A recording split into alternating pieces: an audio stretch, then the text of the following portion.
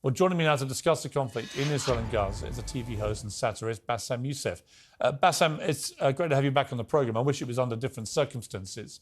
First of all, what is your reaction to what happened on October the 7th? Oh, it was terrible, of course. I mean, we kind of get our news kind of also secondhand because, you know, my wife's family, they live in Gaza. They have cousins and uncles there. And their house also was bombed. We haven't been able to communicate with them for the past 3 days. Communication are lost. So we don't know actually what is the how are they doing. But you know, we're used to that. I mean, it's just like it's very repetitive. We're used to that. We're used to them being bombed every time and moving from one place to the other. You know, it's just like those Palestinians. They're very dramatic. Israel killing us. But they never die. I mean, they always come back. You know, they're very difficult to kill, very difficult people to kill. I know because I'm married to one. I tried many times, couldn't kill her. I mean, there's a dark humour there, and I understand why. Because oh, it's not dark humour. I try to get to her every time, but she uses our kids as human shields. I can never take her out. Again, I understand the humour, but to be serious, Bassem, about this. Tonight, I will be serious. Now, I will be serious. I was watching your interview with Ben Shapiro, and I'll tell you one thing. Yeah. I think that Ben Shapiro is one of the smartest people who ever walked this earth. He's very, very smart. I follow him, and I believe everything he said. And when he came on your show, his solution was, and I quote, his solution was that the solution for this is for Israel to annex Gaza and to kill as many son of bitches as possible to make sure that this will never happen again. And anyone who called for a ceasefire will be a terrorist sympathizer. So God forbid, I don't want to be labeled as a terrorist sympathizer. So I agree with Ben Shapiro. I think we should kill as many son of bitches as possible. Well, let me, so okay, far, but Bassem, let me... so far, 3,500 people were killed, including 5,000 son of bitches in the bombing of the Baptist hospital as we speak right now. 1/3 of those 3,500 were children. So my question to Ben Shapiro is, how many more son of bitches do we need to kill so Ben Shapiro is happy? Okay, because it changes Bassem, from 1 year. It changes from one. I'm sorry that. Listen, I'm really at a disadvantage here. I'm looking at a camera. I don't see you. I can hear you on my ears. The reason I'm interrupting is I think you might be. I think you're conflating different interviews with Ben Shapiro. He didn't use the phrase "sons of bitches" with me. Let me play to you what he actually said on my show. He did. Go back to your interview. No, he didn't. That was another interview. But let me play what he said to me here. Well, frankly, I don't believe in proportionate response to terrorism. I believe that the way that you stop terrorism is with wildly disproportionate response. That doesn't mean in terms of targeting civilians. It means in terms of killing as many terrorists as humanly possible and allowing them to dictate the terms of engagement by hiding behind civilians in areas that they are supposedly responsible for means that the only option for Israel is to surrender to Hamas's hatred of its own citizens, its willingness to use its own children as human shields. No country worth its salt could ever do that. Now, that is substantively different to what you said he said, right? He's talking there but specifically about Hamas terrorists. I agree with him. The thing is, the question is, what is a proportionate response? Because it has been different from one tier to another. So if you look to this graph, for example, this is the death of Israeli and Palestinians, and it's changing from 1 year to year. It's like fluctuating like crypto. So my question is today, what is the going rate today for human lives? I mean, 2014 was a great year for Ben Shapiro. 88 Israelis were died, and there was 2,329 Palestinians killed on the other side. That is one Israeli for 27 Palestinians. That is a very good exchange rate. What I'm saying is, what is the exchange rate for today?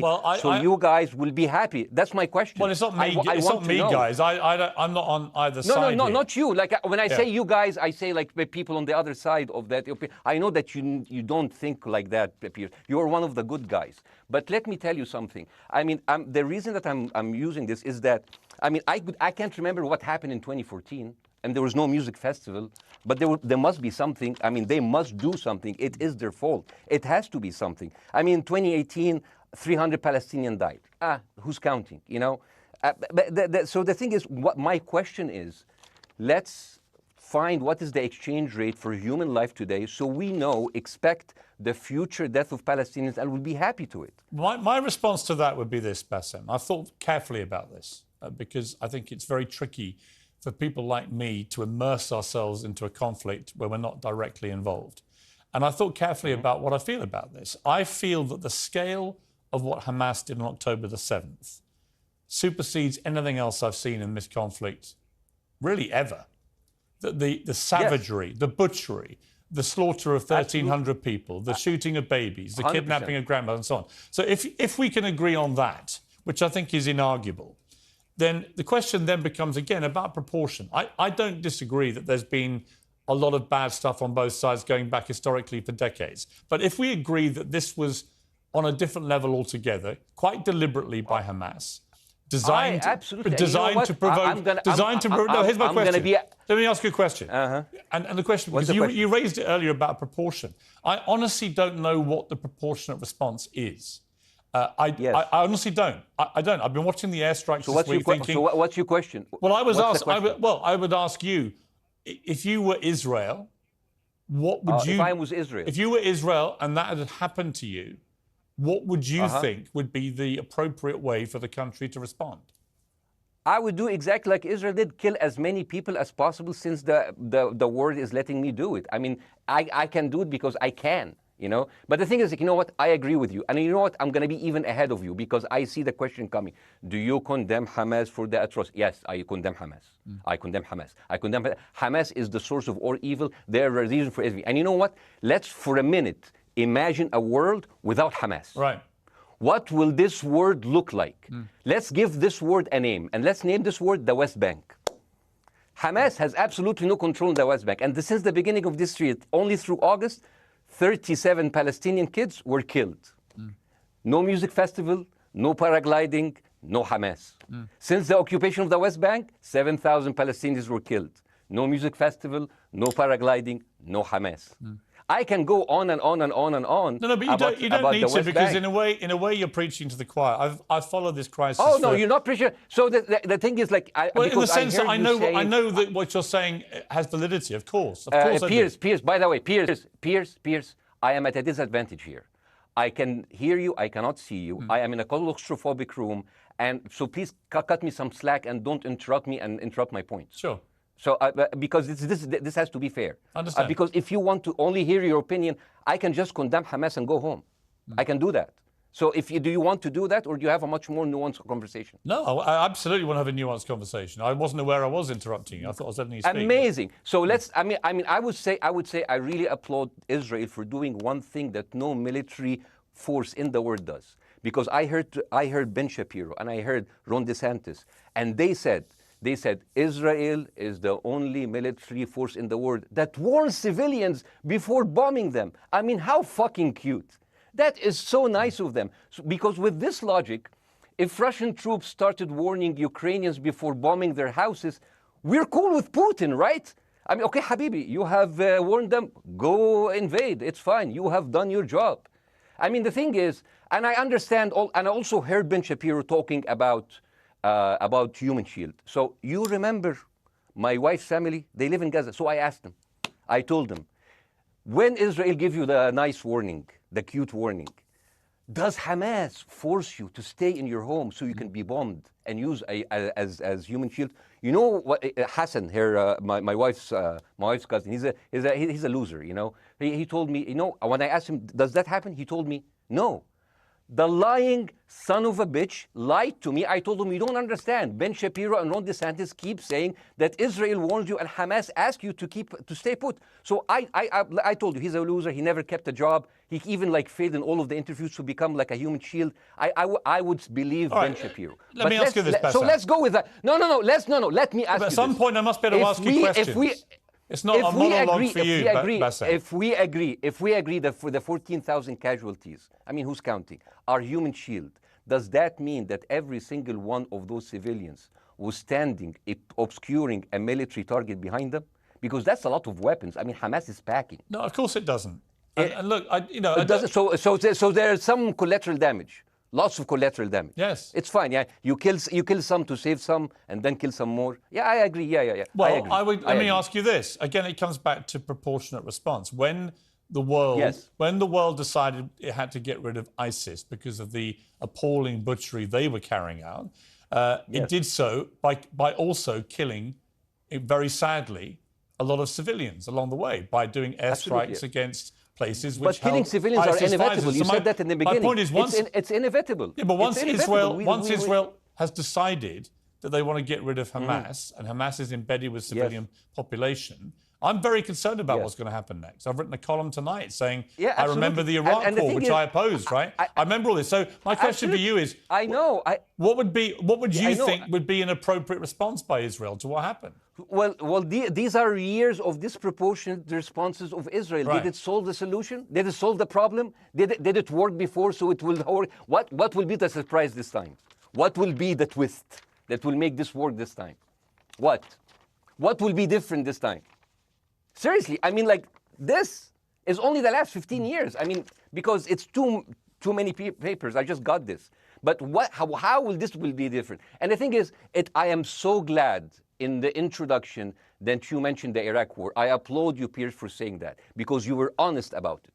You said that spreading lies like WMDs make people look at those people as less of humans, and they would accept the death of 1 million Iraqi, whether by sanctions or by invasion, right? You are a good man. This is amazing. And you know what is similar? Is when you spread the lies of 40 decapitated babies, although it was refuted. So what happens when people hear that, killing babies is horrible. But when you say decapitated 40 babies, you are planting a certain image with a certain trigger in people's mind. Who has said that? Who has said 40? Who has said that? You have said 40 decapitated. Who has said that? You have repeated. No, I haven't. What? I've never said that. You haven't said on your show 40 decapitated babies? Never. Ben Shapiro didn't say it? No. Ron DeSantis didn't say it? Nobody has said it. Okay, nobody said it? No. Oh, okay, maybe I am wrong. Decapitated. Here's you're wrong. I've never said that. What happened, no, you're wrong. But the thing is, when Iraq, the thing is, the same thing is happening in Iraq. Ben Shapiro once tweeted, not even about Gaza, about the West Bank, when Israel continued to build the illegal settlement. He said, 2017, Israel likes to build things, and Arabs, not Palestine, not Hamas, Arabs like to bomb crap and live in open sewage. Yeah, I thought that was very the Israeli defense minister, he said, those are human animals. And the thing is, Ben Shapiro should know better, because, long before the Holocaust, before Jewish people were thrown in the gas chambers, the Nazi propaganda called them rats. Now, as a human being, I will never accept that another human being being thrown into a gas chamber, but a rat, kill 10, kill 1,000, 3,500. They are son of a bitch. They are human animals who live in open sewage and decapitate babies. And because of that propaganda, Mr. Morgan, that guy in Illinois, the 71-years-old guy, he killed, stabbing the 6-year-old Palestinian kid in Illinois 26 times. And he used to play with him. They used to be friends. But he went in, marching into their apartment, stabbing his mother and killing him, shouting, all Muslims could die. Yeah. It took you 80 years to change one word from Jewish to Muslim.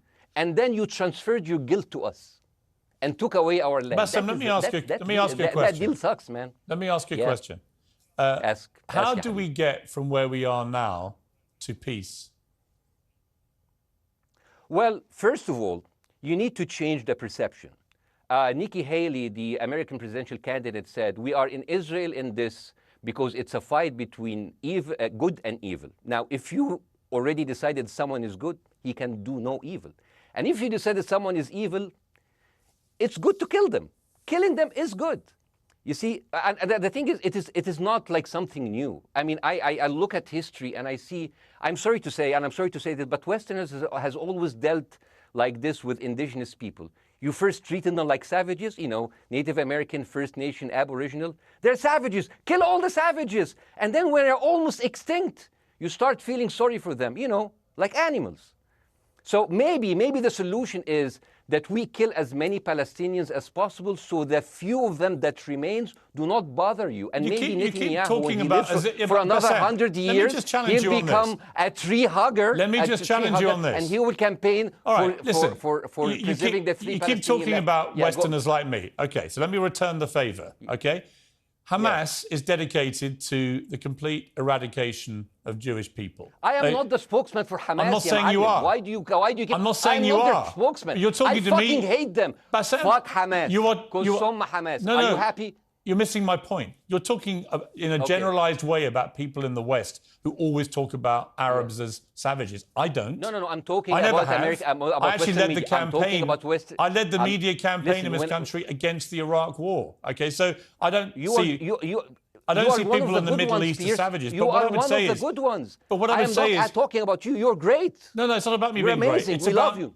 It's about the way Hamas behaved on October the 7th was like savages, like a pack of savages. It was the worst atrocity against Jewish people since the Holocaust. There has to be, of course, there has to be a response. They should be eradicated. My question for you is, notwithstanding the history, Bassem, what is the proportionate response?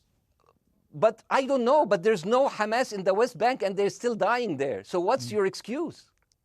I don't have any excuse. Okay, what's your explanation? Sorry, my earpiece went down.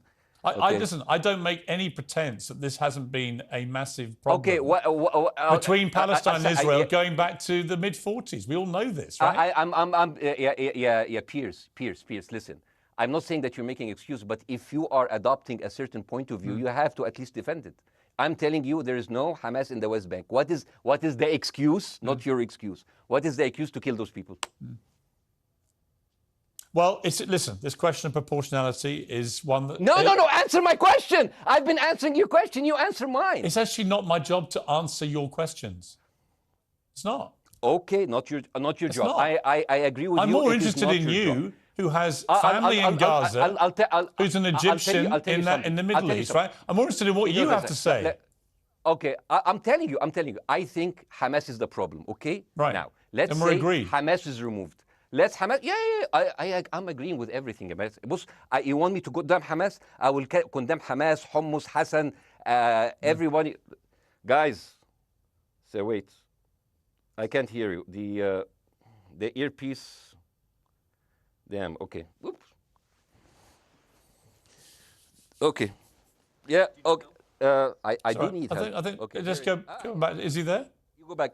Can you hear me? Okay, go. Thank you, guys. Can you hear, Bassem? Yeah, now I can hear you. Okay. So here's the thing. Can you hear? Okay. So let's say, for example, Hamas ceased to exist.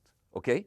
Do you hear me? Yes. Yeah. Hamas ceased to exist today. Now, right now, in Palestine, in West Bank and Gaza, 20% of Palestinians go through Israeli prison system, whether imprisonment, whether interrogation, whether torture, and the rest of them, they live a life of daily loss of land, of homes, of life, and they are suffocated by this. So let me ask you something. If you are a Palestinian living into these conditions for decades, would you sympathize with your oppressor or sympathize with the people who claim they resist them even if they are terrorists? I have made no secret that I think the conditions Palestinians have had to exist under are completely unacceptable. Yeah. I've said that for years. So the question then becomes, how do you forge peace between two warring parts of that region who for decades have approached peace, in my view, with mutual sledgehammers, with no actual desire to have peace? And I think it comes down in the end to great leadership. And I don't think there's great leadership. I don't think, well, hang on, let me make my point. I don't think there's great leadership on either side. Where is the Nelson Mandela figure here to come through all this hatred on both sides? Nelson Mandela? Yeah, where is that figure? Nelson Mandela actually have criticized Israel for being a horrible state. All of the South African activists have actually called Israel. My point is about how he responded to a country that was so divided. Is a template for how you get to peace, isn't it? I haven't met Nelson Mandela, so I wouldn't know. But there's a point. There's a very important point here. You know, I want to understand what is the logic of Israel carpet bombing Gaza. I mean, if there's a logic, if this will make Israel safe, I want to hear the logic. So if they continue bombing, what are they hoping to achieve? Well, I think we know what their stated aim is. Their stated aim is to eradicate and wipe out Hamas. They believe Hamas are living predominantly in northern Gaza. They also are aware they're living amongst civilians. So it's an incredibly difficult thing. As I said in my monologue, it is very, very difficult to see how they do this without massive collateral damage. So if I can understand this correctly, basically Israel is doing this to pressure the Palestinian community in Gaza to turn against Hamas. Is that right? I'm sure that's part of it, yes. That's part of it. So this is exactly what terrorist organizations do, because terrorist organizations will have no chance beating a whole nation in battle. So they terrorize and they kill the civilians in order to spread fear and terror so they can turn against their government to change their policy or to resign. You have just compared Israel with ISIS. No, I haven't. I don't see any comparison between It's going to be the headlines tomorrow. Piers Morgan, Israel is ISIS. Only amongst people who weren't listening. The comparison, which is more apposite, is ISIS and Hamas. They are both nihilistic terror groups intent on killing as many Jewish people and others as they can possibly kill. And you can't get peace with people like that. Absolutely. You know what? I'm going to do something that nobody done on your television. You know what I'm going to do on your episode? I'm going to pretend that I'm an Israeli citizen. I'm going to put myself in the place of an Israeli settler in the kibbutz. And I want to speak to my Prime Minister, Benjamin Netanyahu. Mr. Benjamin Netanyahu, I have voted for you because you have promised us peace and prosperity and security. On the 7th of October, those son of bitches Hamas, they went into the fence that is regularly heavily guarded. Usually if there's like a dove that comes close to it, it will be shot. Those people went in and they went for 6 hours before IDF forces was deployed, killing our friends, our families, kidnapping our grandmothers and babies, and went in. I want to ask you, Mr. Prime Minister, after you have fractured the Israeli community and you have fucked our courts, our Supreme Courts, what are you doing with the money being given to you, to the United States? Also, you are carpet bombing Gaza with absolutely no regard to our hostages, our people. I heard a rumor in the kibbutz that you're doing that you let that happen as an excuse to carpet bomb Gaza, so you push them into Sinai. And I didn't believe that. It's like, not my prime minister, he can never do that. And then I watched an interview for Danny Ayalon. He was your chief advisor. He was also the Israeli ambassador to the United States. And you know what he said, Mr. Prime Minister?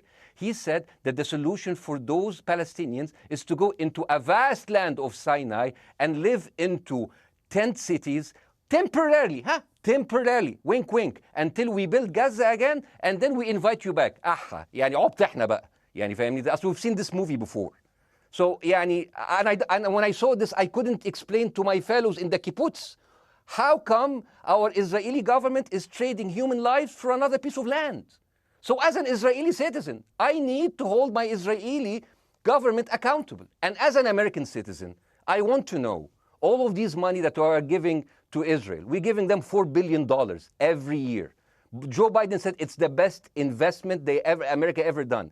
Well, if I am in the place of Joe Biden, I would say, sorry, don't speak. I would say, if I was Joe Biden, I would go down and whisper in the ears of Netanyahu and tell them, I hate bad investments. They haunt me, like Littlefinger in Game of Thrones. But the thing is, this is the problem. Israel always victimizes itself, and I have never seen a victim putting their oppressor under siege and bombing them 24/7. Israel wants you to believe that they are the victim.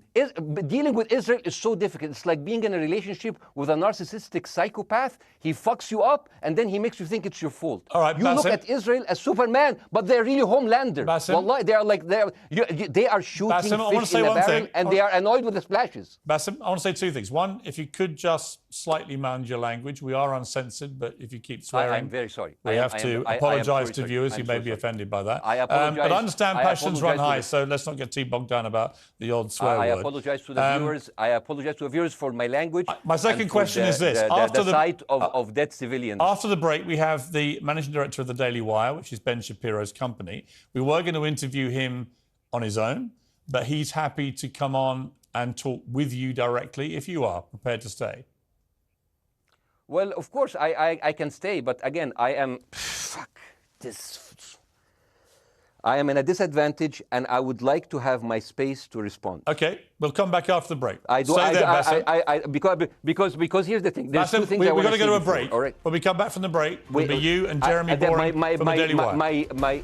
I have news. We're taking a short break, Bassem. I'll be back. Welcome back to Uncensored. For more on the situation in Israel, I'm joined now by the CEO and co-founder of the Daily Wire, Ben Shapiro's partner, Jeremy Boring. Jeremy, thank you very much indeed for joining me. I'm sorry we demoted you earlier to mere MD. You are the CEO and co-founder.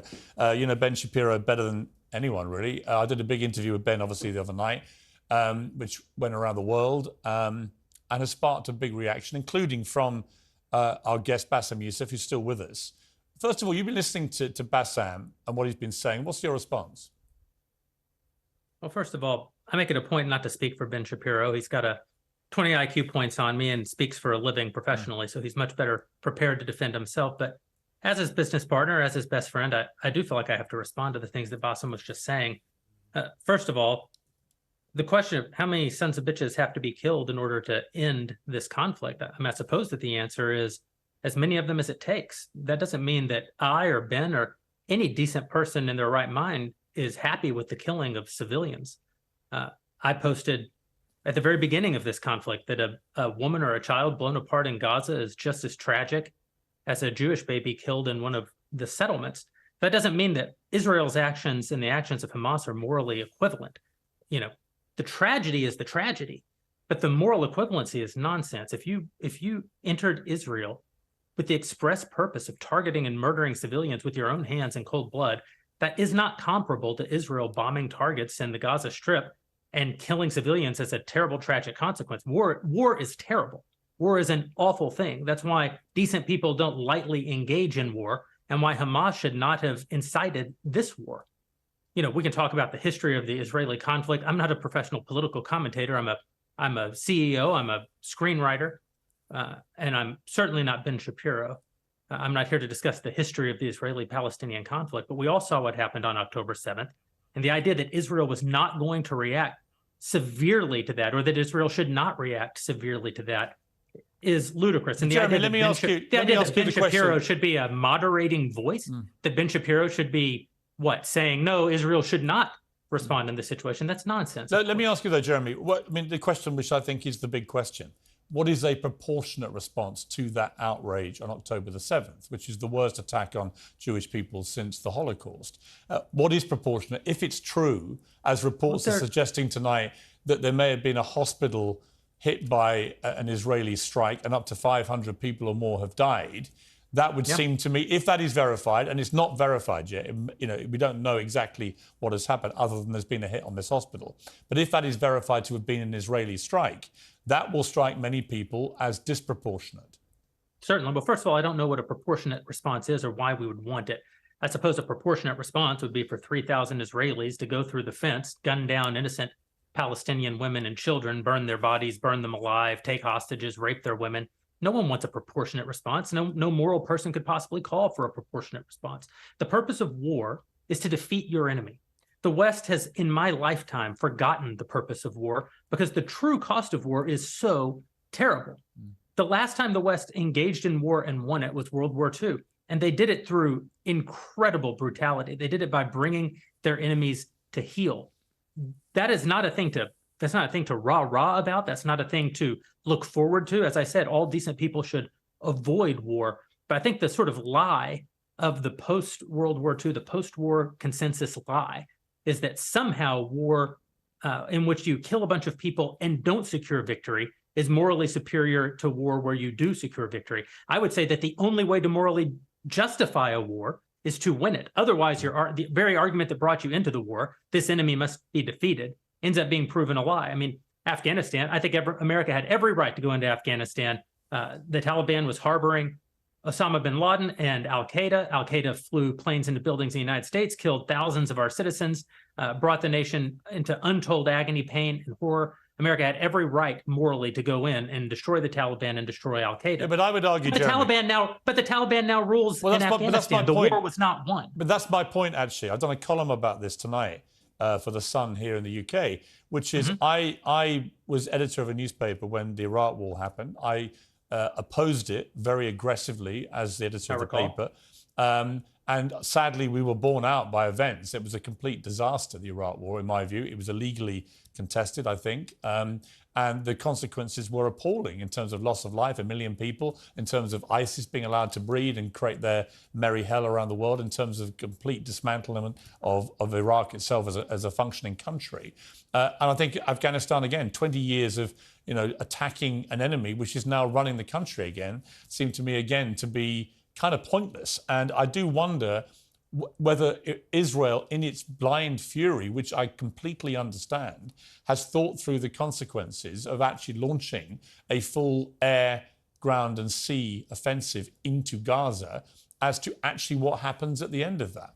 Well, I suppose Israel wasn't really given the opportunity to fully contemplate what the consequences of that action might be, because Israel didn't instigate this war. This war was instigated by a horrible terrorist attack on Israel, and a state is put in a position where it has to respond. Now, one might argue that the very fact that Israel has yet to actually launch their ground invasion means that they are actually making a calculation about what the cost will be, what victory looks like. Any rational person, any decent person can engage in a conversation about what is the appropriate response for Israel. Of course they can.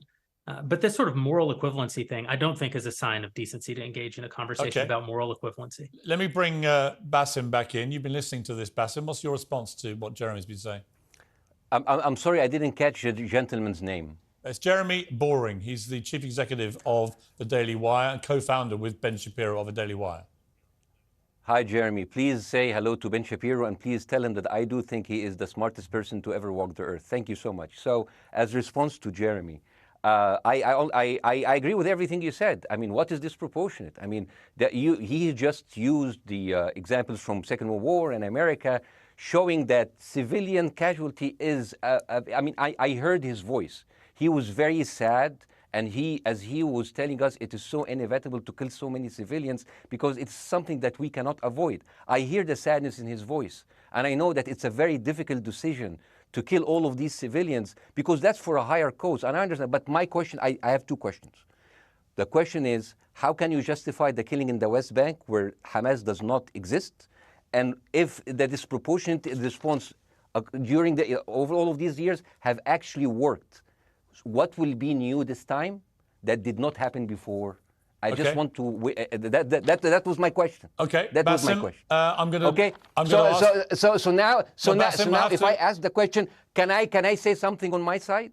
Well, a little bit personal. Bassem, with respect, a little bit personal. Bassem, with respect, I gave you half the show to have your side. Jeremy's had a lot less time. I'm going to have to. You want me to leave? Bassem, I'm going to have to let you go because we've been on air with you for 40 minutes. Okay. Bye bye. But listen, bye.